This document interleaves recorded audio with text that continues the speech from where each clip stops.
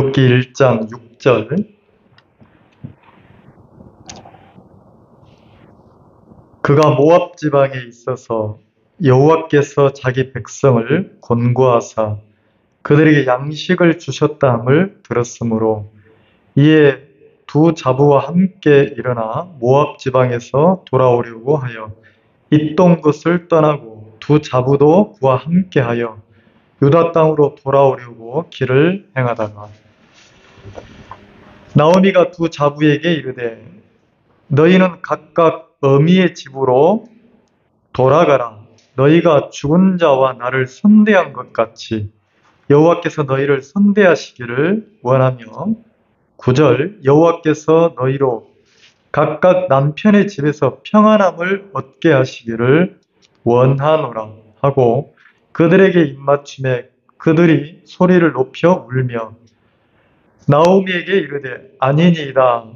우리는 어머니와 함께 어머니의 백성에게로 돌아가겠나이다. 11절 같이 한번 읽겠습니다. 시작.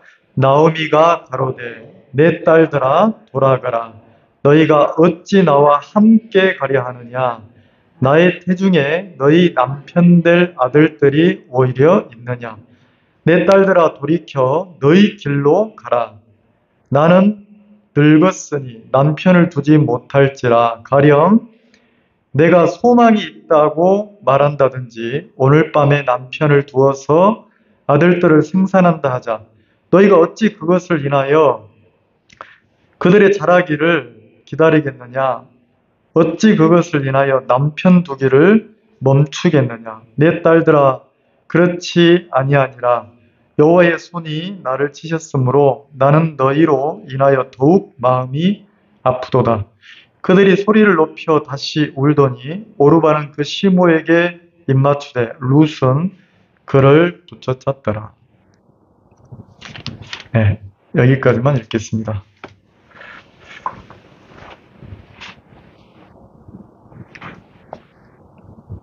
룻기 말씀을 좀 이렇게 나누려고 하는데 룻기의 저자는 누군지는 몰라요.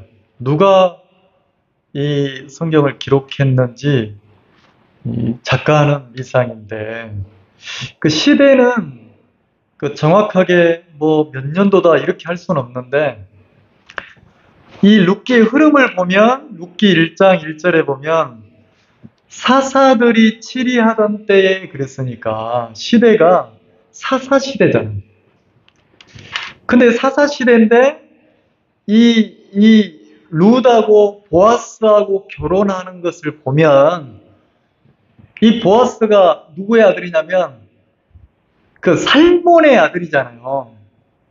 살몬과 라합이 결혼해서 이렇게 낳은 아들이 그 보아스니까 그러면 가나안 땅에 들어가서 이스라엘 나라가 왕정 국가가 시작되기 전에 이렇게 사사시대 때 이렇게 기록된 성경이구나 이렇게 이제 파악할 수 있는 거죠.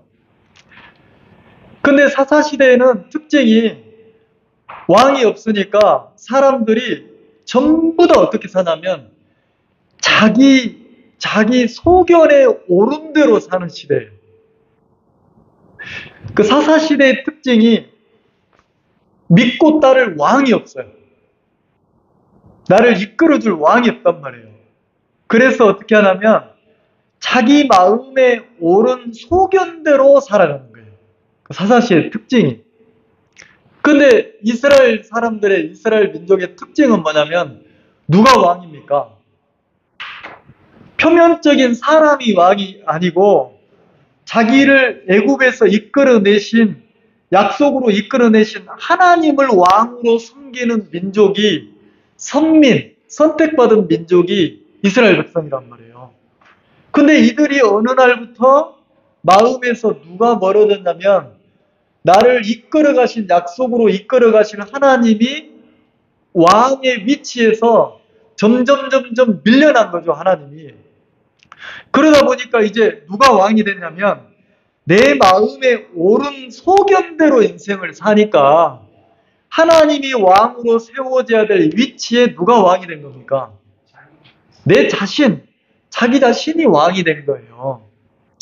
자기 자신이 왕이 되니까 이제 누구 마음에 옳은 소견대로 사냐면 내 마음에 옳은 소견대로 사는 시대가 사사시대라는 거죠. 그래서 사사들이 치리하던 때에 그 땅에 흉년이 드니라 그랬어요. 그 땅이 어디냐면 그 가나안 땅이란 말이에요. 약속으로 얻은 땅. 그리고 보면은 유다 베들레헴에 그 유다 지파가 얻은 그 땅 베들레헴에 누가 살고 있냐면 한 사람이 그 아내와 두 아들을 데리고 모압 지방에 가서 우거하였는데, 자, 유다 베들레헴 땅에 어떤 한 사람이 자기 아내를 데리고 그리고 자기 두 아들을 데리고 베들레헴을 떠나서 유다 베들레헴을 떠나서 어디로 갔다 하겠습니까? 모압이라고 하는 지방으로 들어가 살았다는 거죠. 모압이라고 하는 나라에.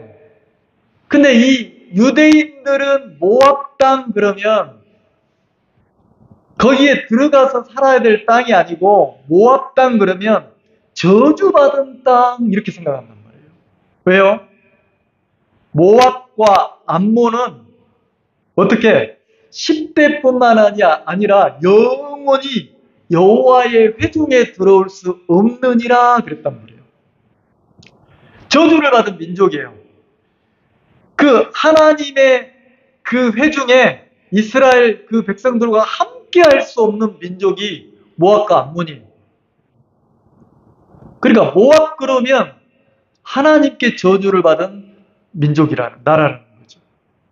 그럼 유대인들은 이스라엘 백성들은 모압에 가서 살고 모압 사람들과 함께 하려고 하겠습니까? 하나님에게 저주받은 민족인데, 버림받은 민족인데, 영원히 회중에 들어올 수 없는 민족인데, 근데 여기 보면 사사시대에 누가 유다 베들레헴의 한 사람이 아내를 데리고 두 아들을 데리고 어디로 들어갑니까? 모압으로 가서 우거했다 했으니까 모압에 가서 사는 거예요. 근데 왜 살았다 갑니까? 자기가 살고 있는 약속의 땅 유다 베들레헴에 뭐가 찾아왔어요? 흉년이 드니까.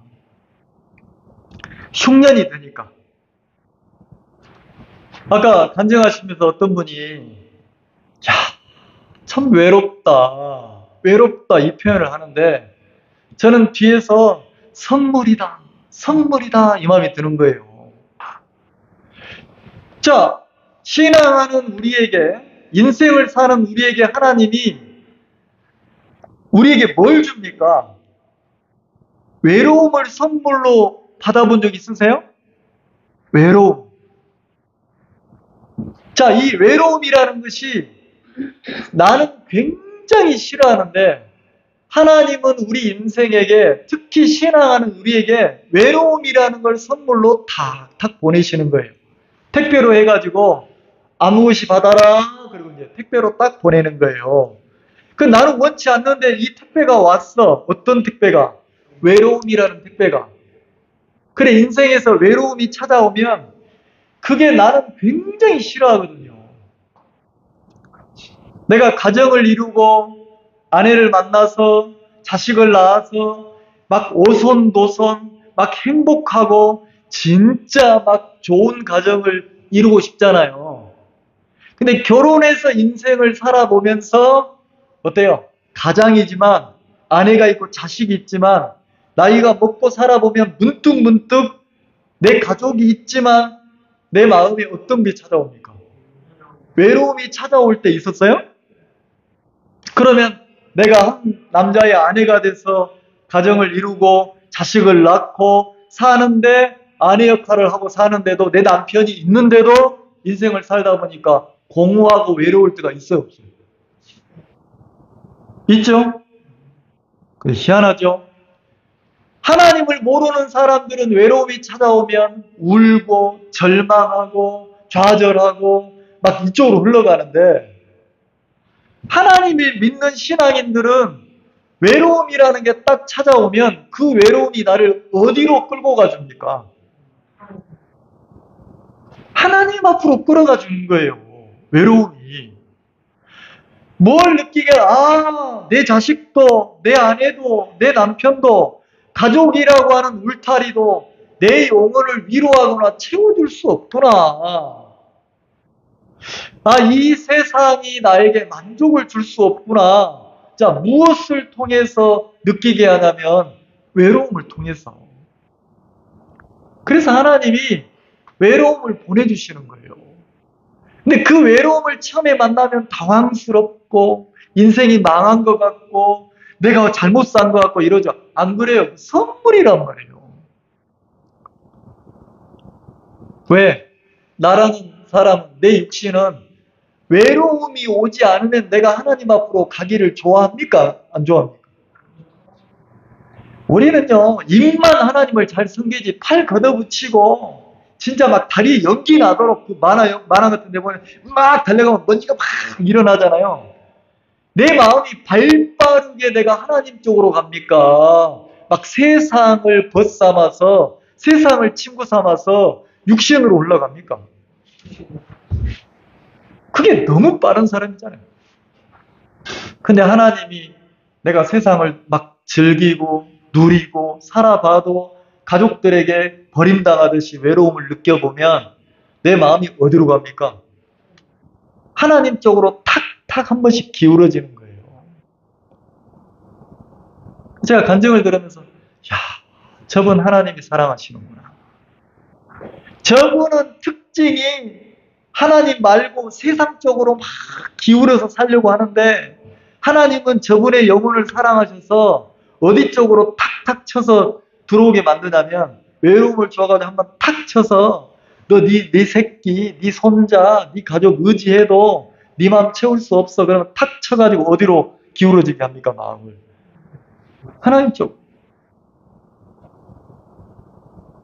그러니까 외로움이 인생 살면서 외로움이 좋아요? 안 좋아요? 좋다니까. 그것도 뭐 간증하신 분이 뭐 친구에게 사기를 당해가지고 인생을 도둑 맞았다고 판사한테 얘기했다는데 자 도둑이 좋아요 안 좋아요? 죄송합니다.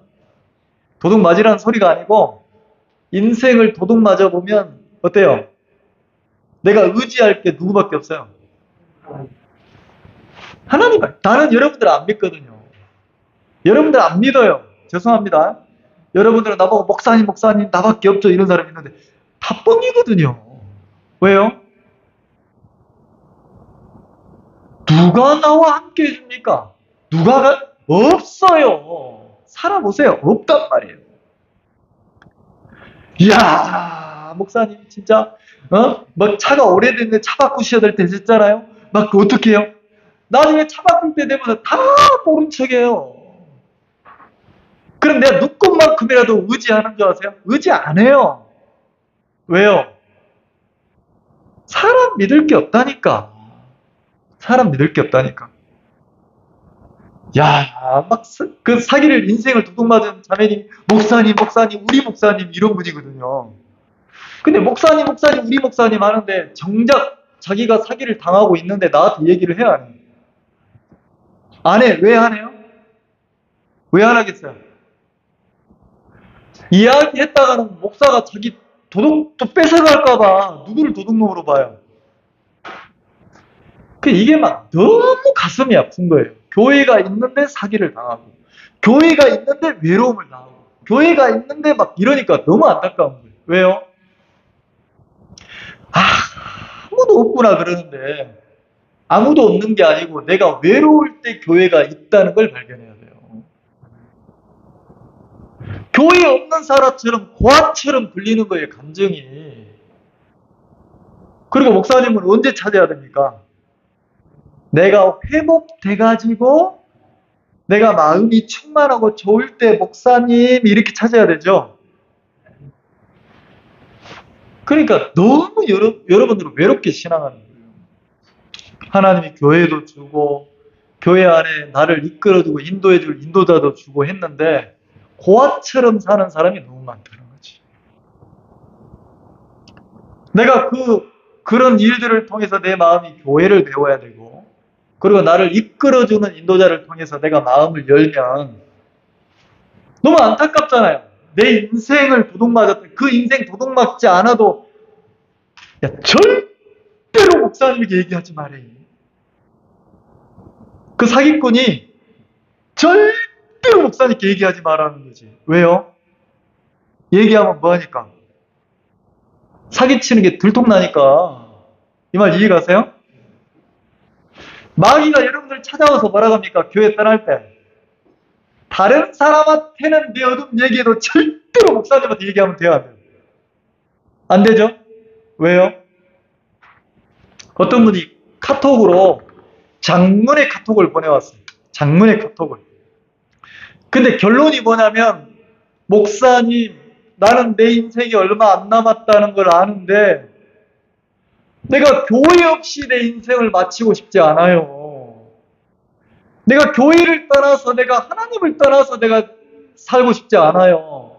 근데 내 마음이 이 모임이나 교회가 싫고, 교회가 가기 싫고, 막 내가 막 이쪽으로 세상 쪽으로 기울어지는데 세상이 좋고, 내 육으로 흘러가는 게 좋고, 막 하나님과 멀리에서 사는 게 좋은데, 내가 이렇게 가면 내가 교회를 떠난다는 게 보이고, 내가 교회를 떠나면 내 인생이 너무 하나님 없이 인생을 살다 죽는 게 비참한데, 내 힘으로 내가 벗어날 수 없는데, 목사님 나 좀 붙잡아 주세요. 나 좀 이끌어 주세요. 이렇게 카톡을 보냈더라고요. 그러면 목회하는 내 입장에서는 진짜 고마운 거예요. 진짜 고마운 거예요. 왜요? 자기 스스로 자기를 컨트롤할 수 없다는 자기 부끄러움을, 연약함을 있는 그대로 인도자에게, 목사님에게 얘기를 했어요, 안 했어요? 아이를 낳으면, 신기하죠? 처녀가 아이를 낳으면 생명을 낳은 여자에게서는 뭐가 나옵니까? 생명을 기를 수 있는 젖이 나와요, 안 나와요? 생명을 먹이는 젖이 나옵니까, 안 나옵니까? 생명을 낳은 그 여자에게, 그 여자가 착하고 성실하고 이래서 젖이 나오는 거죠? 아니란 말이에요.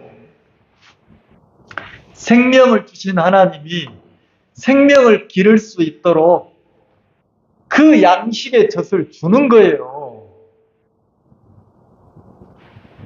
여러분들이 교회를 배워야 되는 게 뭐냐면, 설령 이 교회 인도자가 좀 인간적으로 부족하고 못나고 이래도 여러분들 영혼을 맡겨도 하나님이 여러분 영혼을 이끌어갈 수 있도록 이 교회 목사나 인도자에게 양식을 줍니까, 안 줍니까? 왜요? 내가 잘나고 똑똑해서가 아니고 생명의 주인이 하나님인데 하나님이 생명을 주셨으니까. 그러면 나는 좀 돌이켜보면 그 사기꾼이 목사님이나 남편이나 절대 얘기하지 마라 그러면, 진짜 이분이 나를 믿고 지혜롭다면 어떻게 해야 됩니까? 목사님, 절대 얘기하지 말아야겠는데 이렇게 얘기하대요. 근데 내가 이렇게 투자하려고 하는데 괜찮아요? 그러면 목사가 무슨 주식이나 투자를 알아요, 몰라요? 모르거든요. 몰라요. 모른단 말이에요. 근데 희한하죠? 젖이 나온다니까. 투자나 주식이나 모르는데 여러분이 고민을 가지고 이야기를 하면 신기하죠? 이게 사기인지 투자를 해야 되는지 분별이 가는 지혜가 딱 올라온다니까. 적어도 내 새끼를, 내 자식을 먹어 키울 만큼 젖이 나오는 거예요. 나중에 세월이 지나서 이게 이제 전부 사기를 당하고 인생을 도둑맞고 나서 저한테 얘기를 하는 거예요. 몇 년이 지나서. 어떻게 하죠? 어떻게 하죠? 근데 내가 억장이 무너지는 거예요. 왜요? 이야기를 몇 마디만 들어봐도 뭐예요? 사기라는 게 딱 분별이 가니까. 그러면 뭐가 가슴이 아프냐면, 이거를 이렇게까지 오기 전에 미리 얘기했으면, 이런 아픔을 안 겪을 건데. 근데 교회가 있는데도 이런 아픔을 겪으니까 안타깝다는 거죠. 자, 그럼 이 본문에 보면 이 룻기 1장에 이 시대에 하나님이 살아 계십니까? 안 계십니까?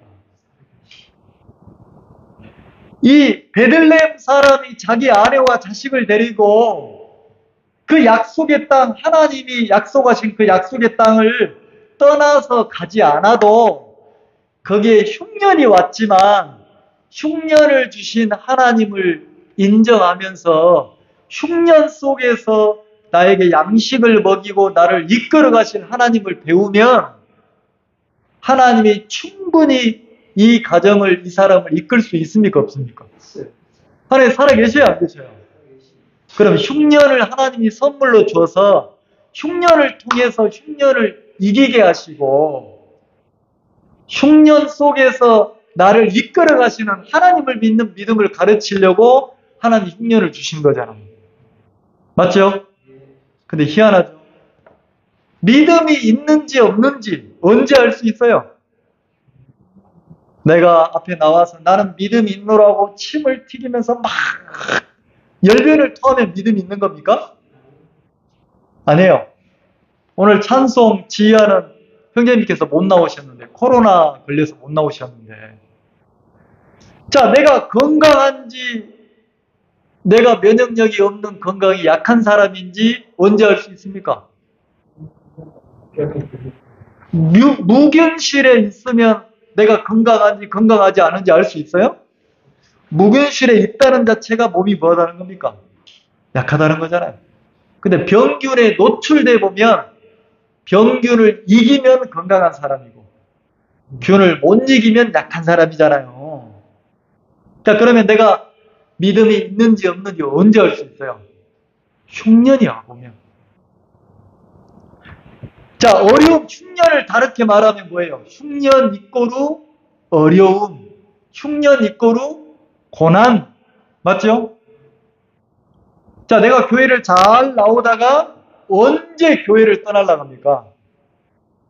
뭐가 찾아오면, 네, 이 본문대로 말하면 흉년.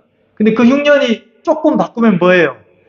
내 마음에 어려움이 찾아오면 뭐 하려고? 내가 건강히 지내다가 몸이 아프면 우리는 어디를 찾아갑니까? 병원을 찾아가죠. 근데 우리는 신앙하면서 참 희한한 마음을 배웠어요. 내 마음이 충만할 때는 교회를 와. 근데 내 마음이 좀 어렵고 힘들어지면 누구를 멀리 하려고 그래? 교회를 멀리 하려고 하죠. 그리고 교회를 와야 하는. 자, 내 마음이 어려울 때 누가 필요합니까? 교회가 필요하고 인도자가 필요하고 이 교회 안에 흐르는 말씀이 필요하고 하나님의 은혜가 필요하잖아요. 언제? 내 마음이 어렵고 내 마음에 흉년이 올 때. 근데 교묘하게 마귀가 어떻게 속입니까? 내 마음이 어려우면 누구를 떠나라 갑니까? 누구를 멀리 하래요? 희한하죠? 내 자식인지 남의 자식인지 어떻게 구분이 갑니까? 어릴 때 막 이놈 시끼, 왜 그래 잘못했어? 하지 말라겠잖아. 그리고 회초리를 때리면 회초리 맞고 나서도 내 새끼는 어떻게 해요? 조금 시간 지나면 언제 그랬냐는 식으로 엄마한테 다가옵니까? 안 다가옵니까? 다가오잖아요. 남의 새끼는. 때리지도 못해. 조금 뭐라 하면 무슨 생각합니까? 지 새끼 아니라고 때리는구나. 그러면서 책망을 통해서 계속 가까워집니까? 멀어집니까? 멀어지죠? 자, 그럼 하나님이 이 베들레헴의 약속의 땅에 뭐가 왔습니까? 흉년이. 근데 원래 약속대로라면 이 베들레헴 땅에는 흉년이 올 수 있습니까? 흉년이 올 수 없는 땅입니까? 절대로 흉년이 올 수 없는 땅이에요. 자, 한번 찾아봅시다. 신명기 한번 찾아봅시다. 신명기 11장을 한번 봅시다. 성경을 앞쪽으로 넘기면 신명기가 나옵니다.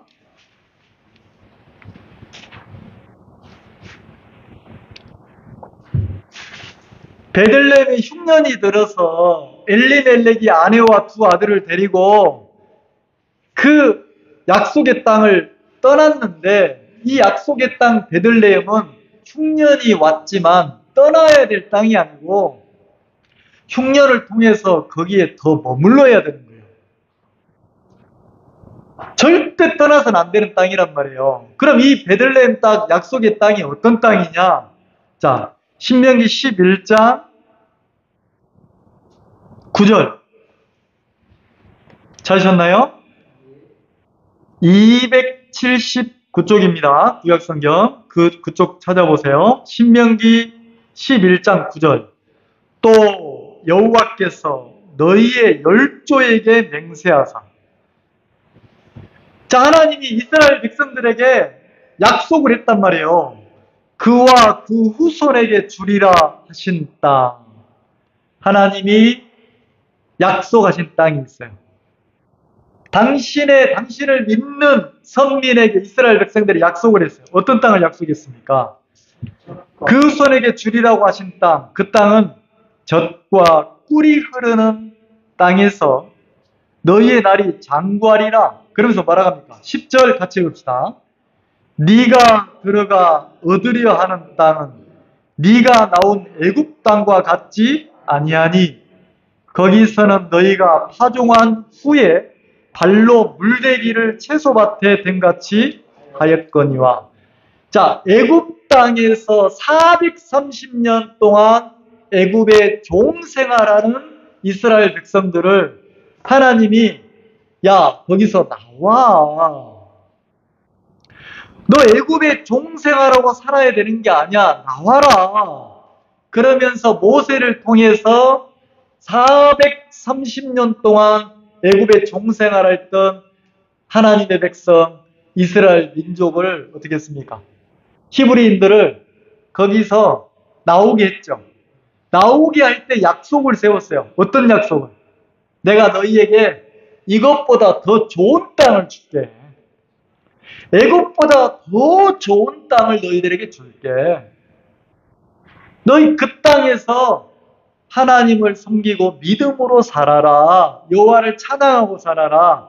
그래서 애굽 땅을 버리고 하나님이 주신 약속의 땅 가나안 땅으로 옮기라는 거예요. 그러면서 뭐라고 합니까? 내가 너희들에게 주는 땅은 너희들이 살고 있는 애굽 땅과 똑같다고 합니까? 다르다고 합니까? 다르다. 근데 너희들이 지금 머물러 있는 이 애굽 땅은 어떤 땅이라고 그래요? 파종한 씨 뿌리고 나서 10절에 보면 네가 들어가 얻으려 하는 땅, 이건 약속의 땅, 가나안 땅이고, 네가 나온 애굽 땅과 같지 아니하니. 자, 이스라엘 백성들이 애굽에 머물러 살 때 그 애굽 땅은 어떤 땅입니까? 너희가 파종한 후에 애굽에서는 씨를 뿌리고 난 다음에 어떻게 해요? 씨 뿌리고 나면 뭐가 필요합니까?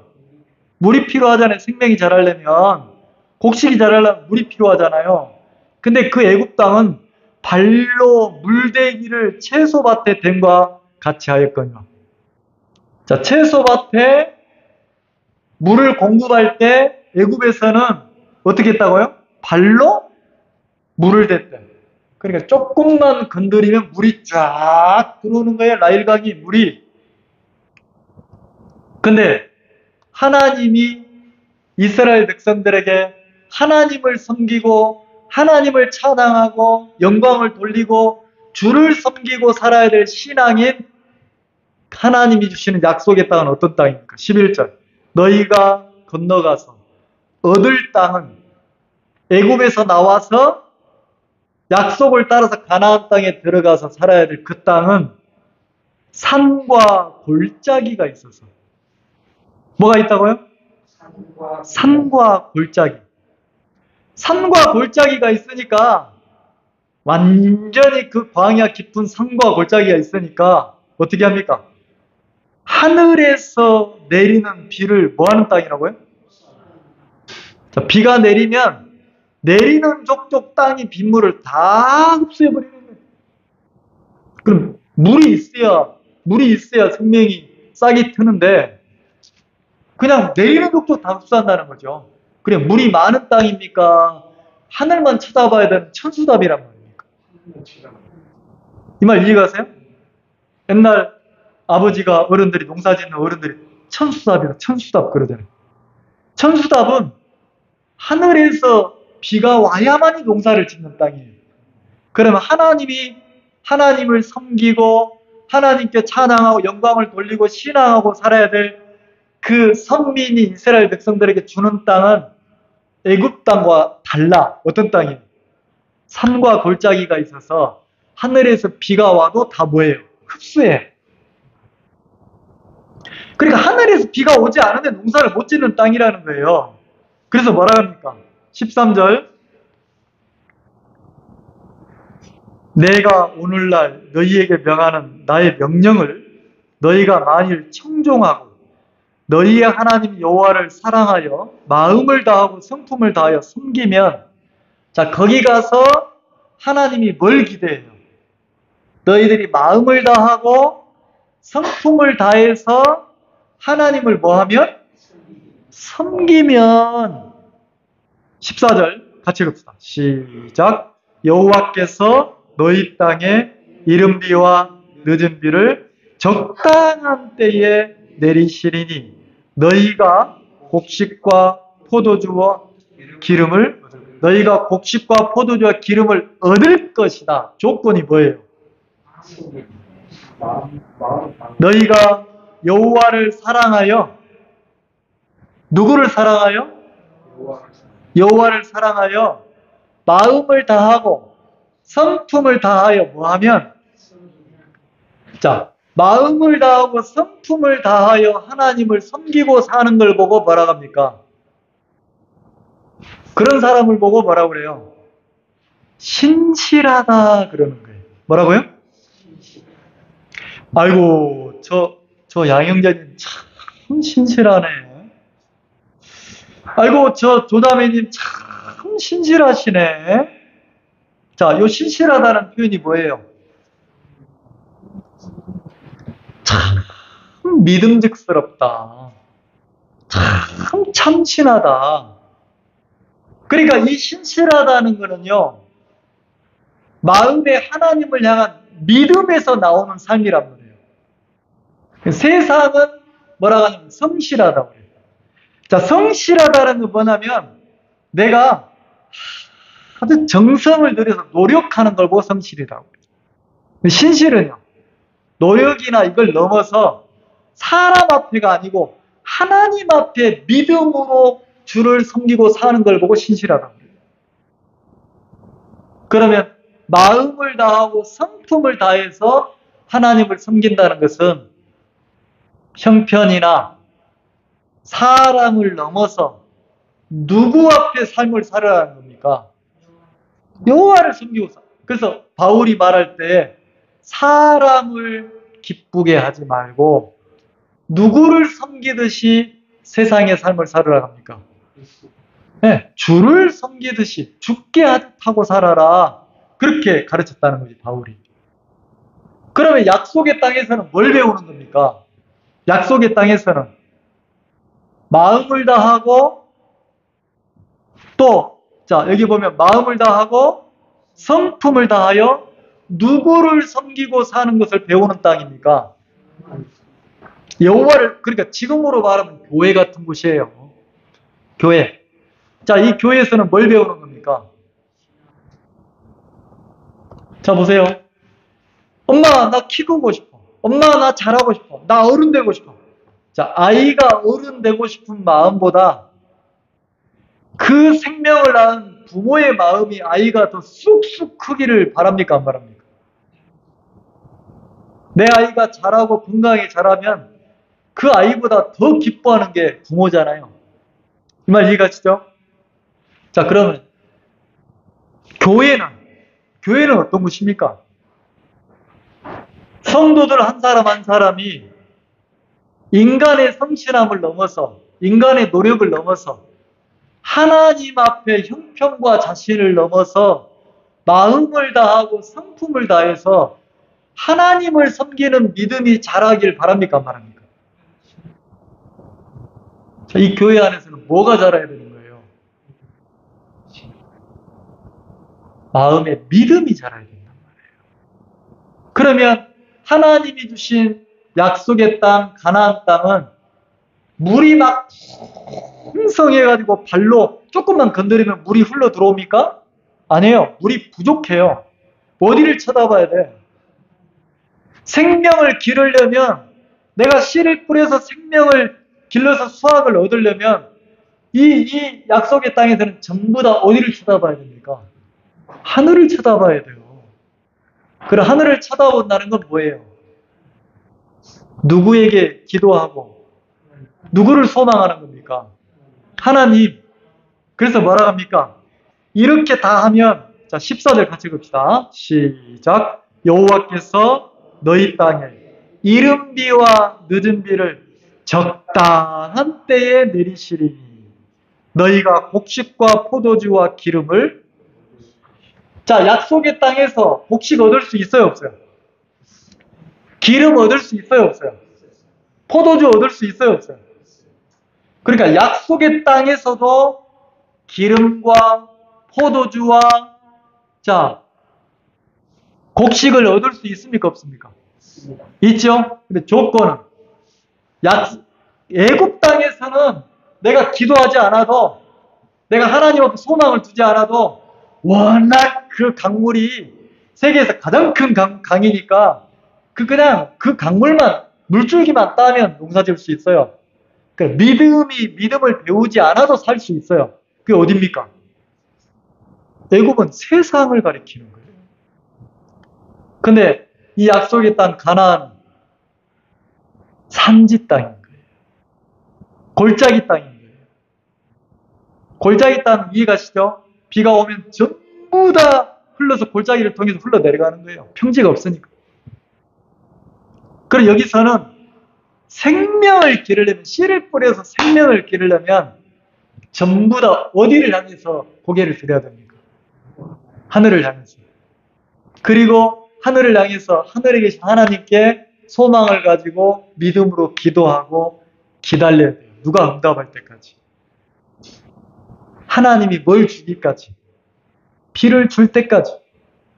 그래서 뭐라 합니까? 14절에 여호와께서 너희 땅에 이른 비와 늦은 비를, 하나님이 내가 마음을 다하고 성품을 다해서 하나님을 믿는 믿음으로 주를 소망하면 하나님이 그 약속의 땅, 가나안 땅의 본문으로 말하면 유다 땅 베들레헴에 하나님이 뭘 주겠다는 겁니까? 이른 비와 늦은 비. 이른 비와 늦은 비란 뜻이 뭐예요? 이른 비가 언제 오는 비입니까? 씨 뿌릴 때. 우리는 봄인데 여기는 언제 씨 뿌리냐면 10월에서 11월에 씨를 뿌리는 거예요. 그 늦은 비는요, 추수하기 직전에 비가 와야 이게 막, 그 물을 머금고 충실한 열매가 맺히니까 3월, 4월에 내리는 비를 보고 늦은 비라고 한단 말이에요. 그러니까 생명의 열매를 맺히기에 필요한 게 물인데, 이 물을 누가 공급한다는 겁니까? 하나님이. 언제 공급을 해줍니까? 마음을 다하고 성품을 다하면. 누구를 섬기면?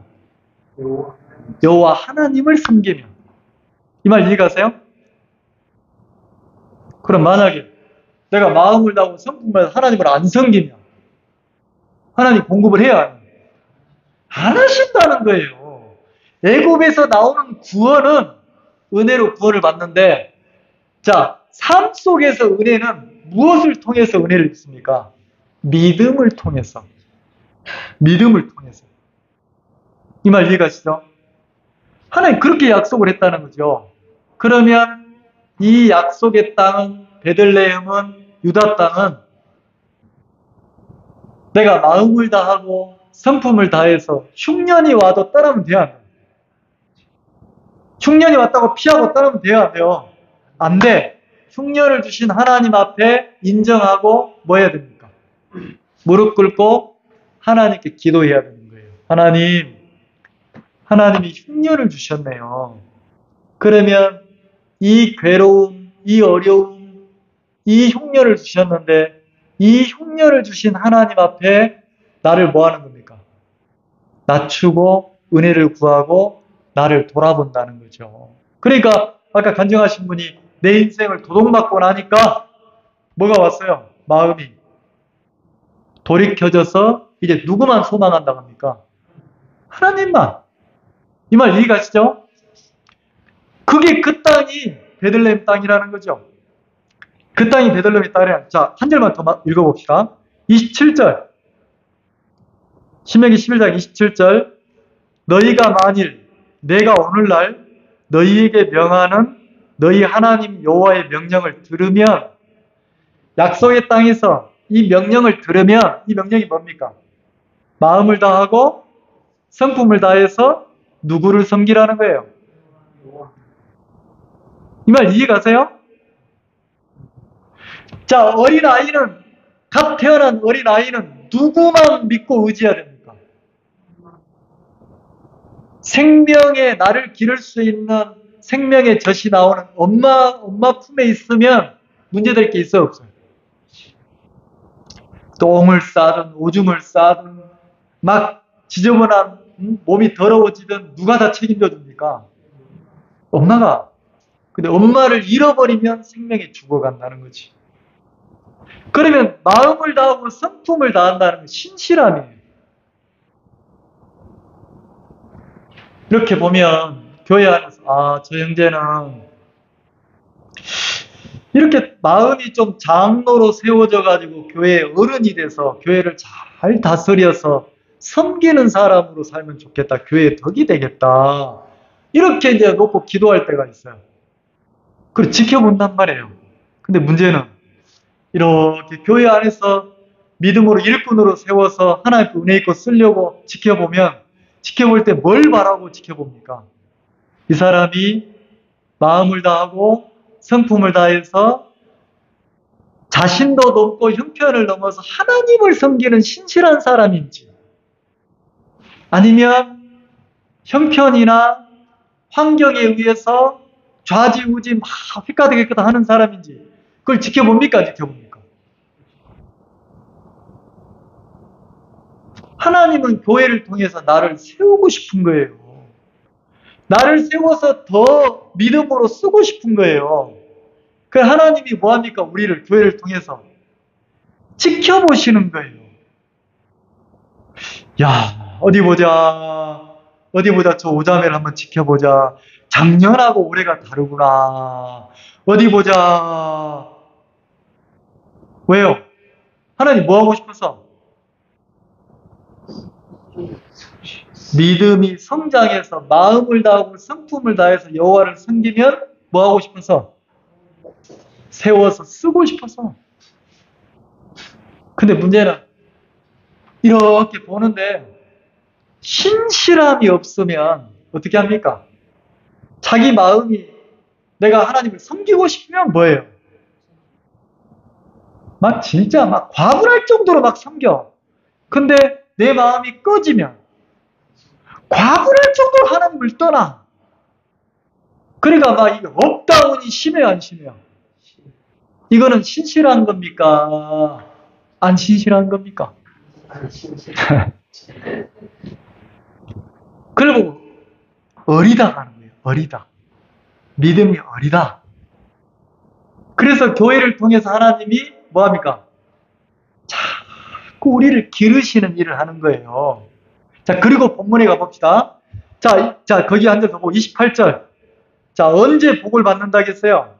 27절에 여호와 하나님의 명령을 섬기면, 이걸 들으면 복을 받고, 28절에는 듣지 않으면 뭘 받는다 했어요? 저주를 받는다 했어요. 그럼 저주는 뭡니까? 신앙인의 저주는 뭐예요? 오해하지 마세요. 저주는 막 길을 가다가 팍 부딪히고 코가 깨지고 다리가, 이게 저주가 아니에요. 그리스도인의 저주는 하나님의 은혜를 입지 못하고 사는 게 저주예요. 하나님이 나를 들어 쓰지 못하는 게 저주란 말이에요. 우리가 구원받고 의의 병기인데 하나님이 의의 일에 당신의 뜻에 이루는데 나를 마음껏 들어 써야 됩니까? 안 써야 됩니까?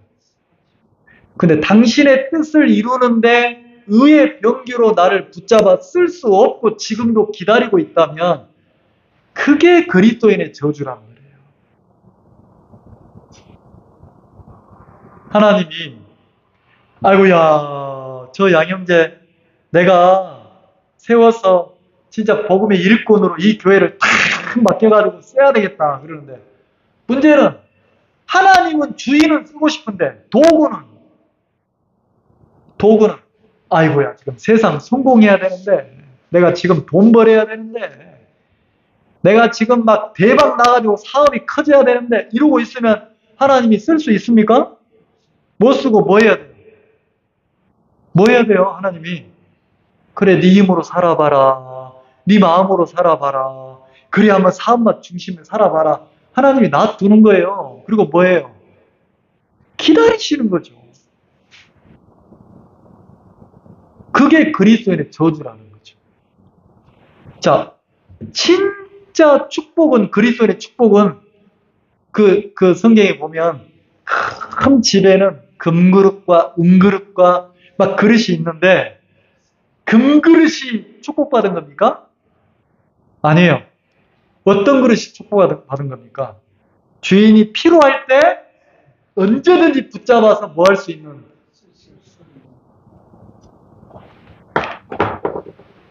그러면 나는 좀 우리 형제님들이 신앙하면서 마음이 자라고 좀 배워야 되는 게 뭐냐면 목사님 내가 교회를 떠날 것 같아요. 나 좀 붙잡아 주세요. 그것도 고맙죠. 교회가 붙잡아 줄 수 있으면 고맙죠. 근데 조금 더 마음이 자라서 어떻게 해야 됩니까? 내가 하나님 앞에 뭐 할 준비를 해야 돼요? 쓰일 준비를 좀 하면 안 돼요? 정말 이해가세요? 주인이 나를 붙잡아 쓰도록 내가 마음에 준비된 사람으로 있으면 쓰기가 편합니까? 안 편합니까? 근데 만약에 교회가 어떤 일이 있어서 나를 쓰려고 하면 내가 교회를 나갈까 말까 업다운 하고 있으면 교회도 마음 정해서 제대로 안 나오면 쓸 수가 있어요? 없어요? 그리고 뭘 기다립니까? 교회는? 마음 정해서 교회라도 나오면 마음 정해서 교회를 와. 그러면 이제 교회는 오는 성도가 됐잖아요. 그러면 이제 이 사람이 어떤 교회 일을 맡겨도 기쁨으로 내가 딱 받을 수 있는 마음이 되면 맡기기가 쉬워요, 안 쉬워요? 근데 마음을 다하고 내가 정성을 다해서 여호와를 섬기는 게 아니고 마음을 다하고 정성을 다해서 누구를 섬기고 살아? 내 마음을 숨기고 사니까 쓸 수가 없다는 거지. 그리고 조금만 흉년이 오면 어디를 떠나버립니까? 자, 본문에 가봅시다, 이제.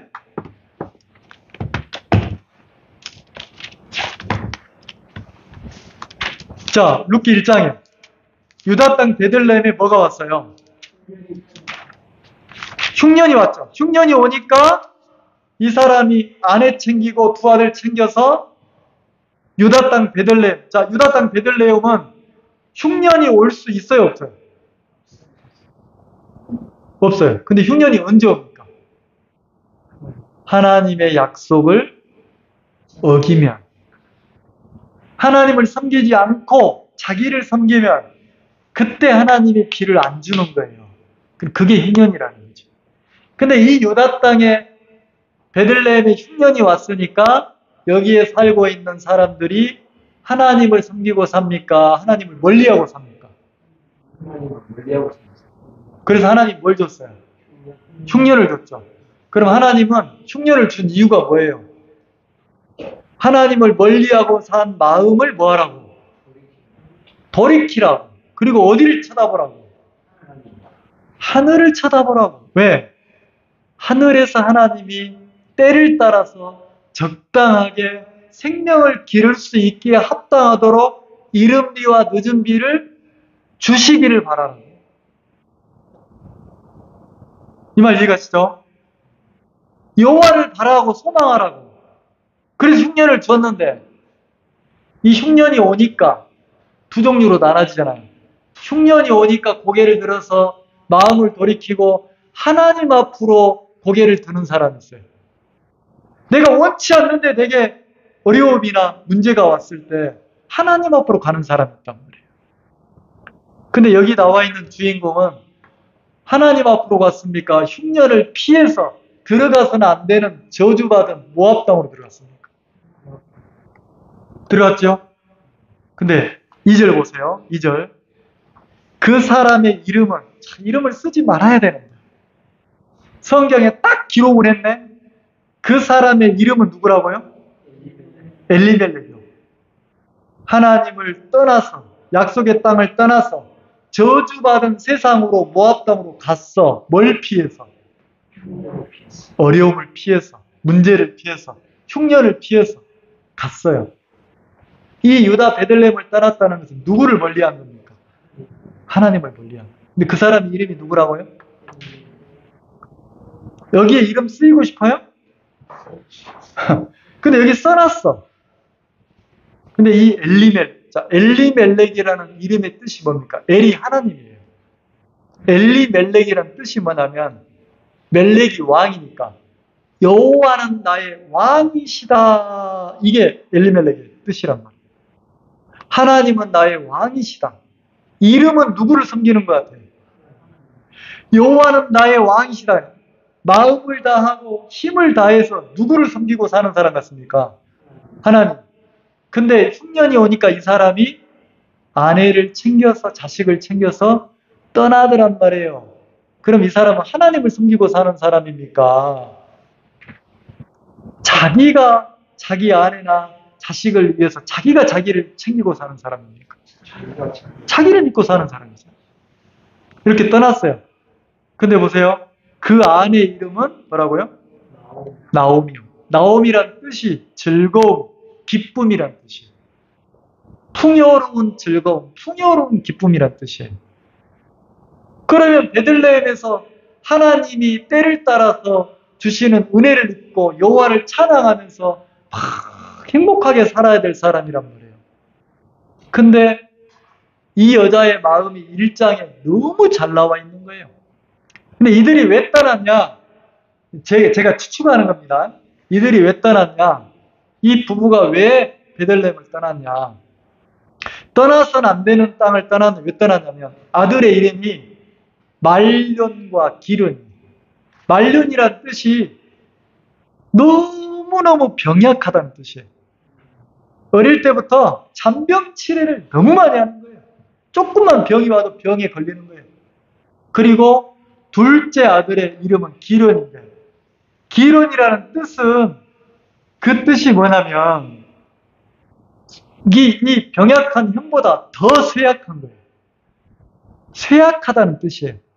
그리고 그 또 다른 뜻은 이게 없는 거나 마찬가지다. 소멸한다. 소멸해. 이런 뜻이 있단 말이에요. 그러니까 이 병약하고 쇠약한 아들을 둔 부모 마음에는 부모는 전부 약한 자식에게 마음이 갑니까? 안 갑니까?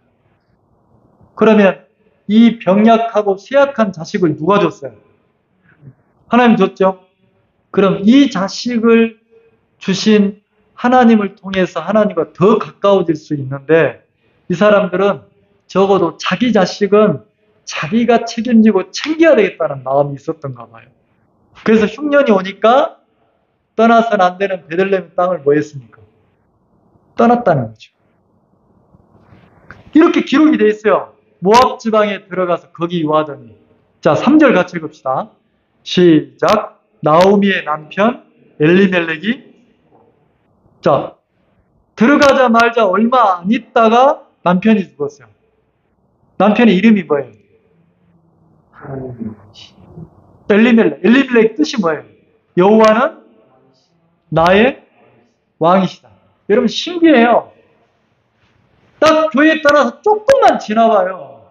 누가 먼저 죽습니까? 입으로는 하나님 얘기하지만 하나님을 향한 소망이나 여호와를 딱 떠난다니까. 엘리멜렉이 먼저 죽었어요.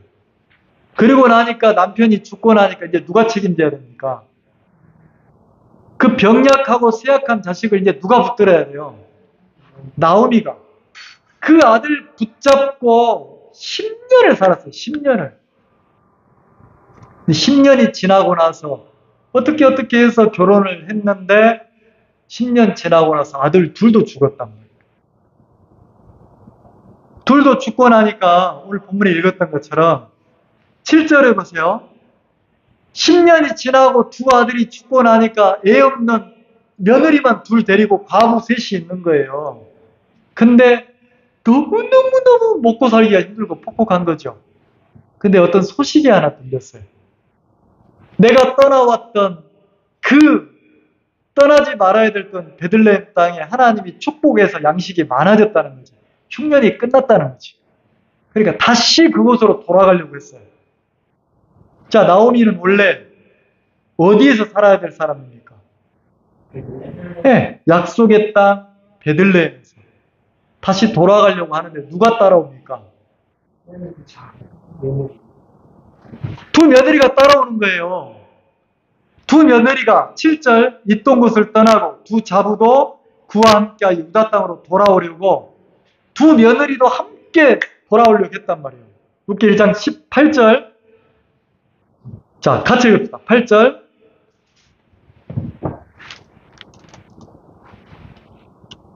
찾으셨습니까? 같이 읽읍시다.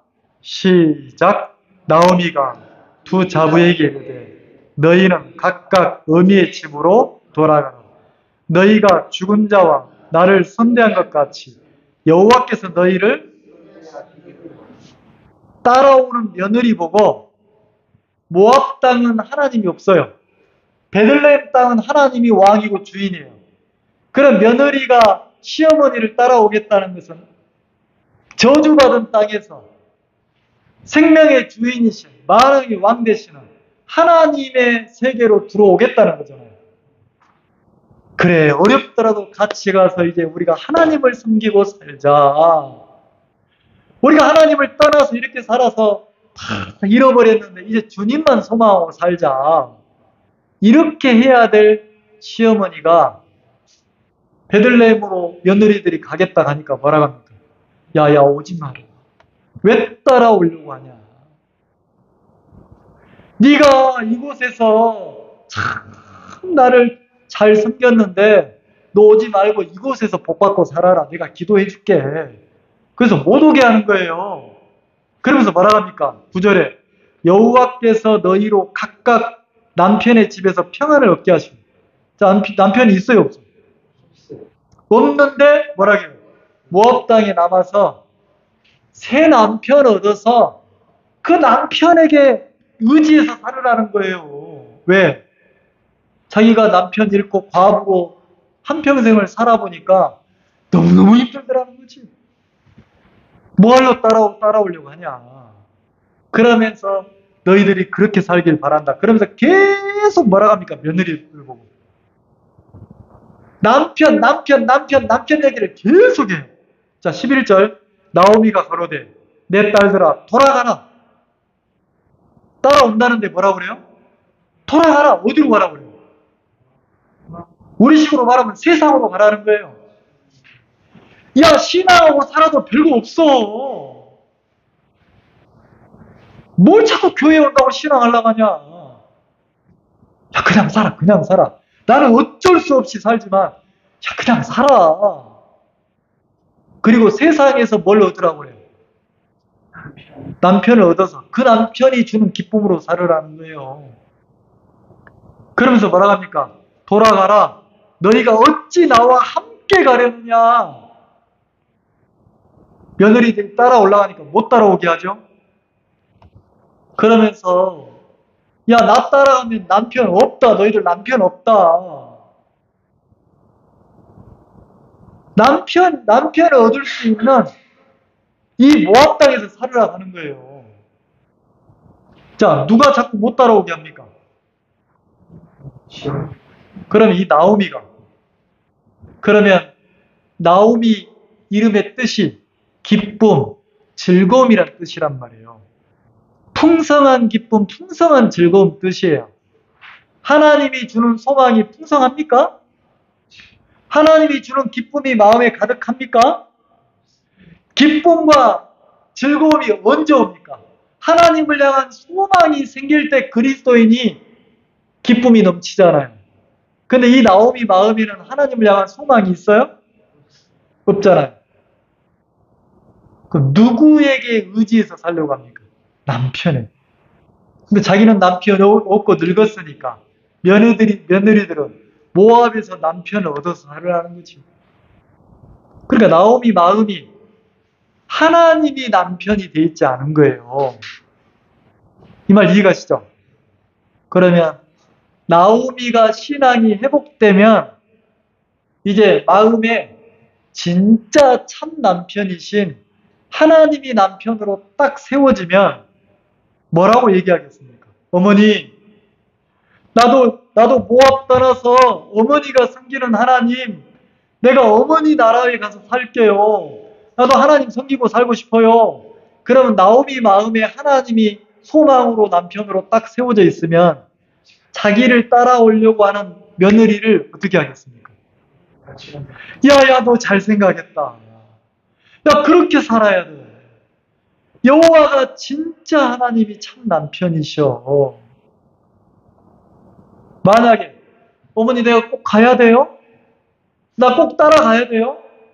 나는 이 모압에 살고 싶은데 내가 거기 가면 천대받을 건데 그렇게 해도 나오미 마음에 하나님이 남편으로 딱 세워져 있으면 며느리를 어떻게 하겠습니까?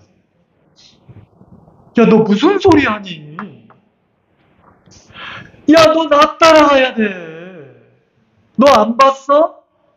내가 하나님 멀리하고 내가 하나님 떠나서 내가 살 때 남편 죽고 두 아들 죽고 다 사망의 역사밖에 없는 거 안 봤어? 나 이제 하나님께 돌아간다. 너 나와 같이 가야 돼. 너 하나님 섬기고 살아야 돼. 네 인생 걱정하지 마라. 자, 하나님이 남편으로 소망으로 딱 세워져 있으면 며느리를 돌아가라 하겠어요?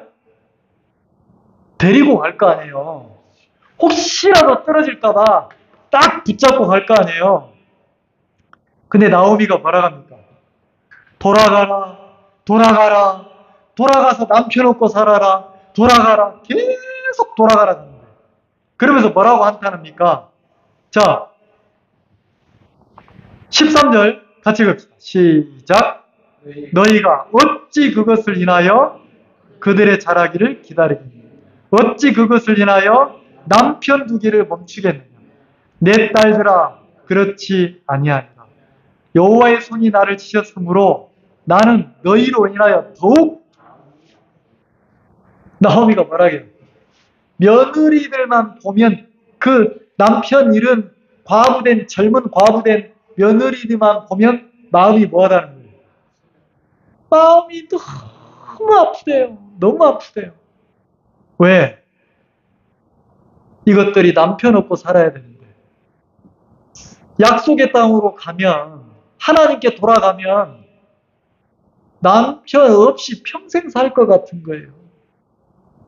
근데 모압에서는 세상에서는 이것들이 아직 젊으니까 내가 가고 나면 새 출발해서 잘 살 것 같은 거예요.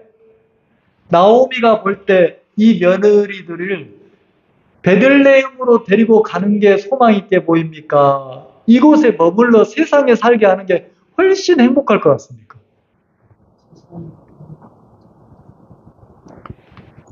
그러니까 나오미 마음이 보이죠?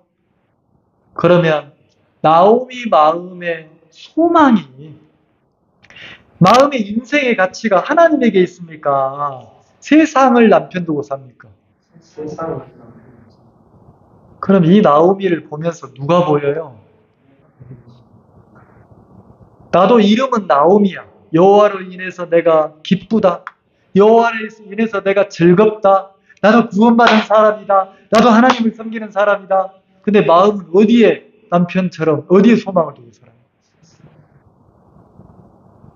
그 누군가가 나처럼 신앙하려고 하면 그만 오지 마라 이런다는 거지.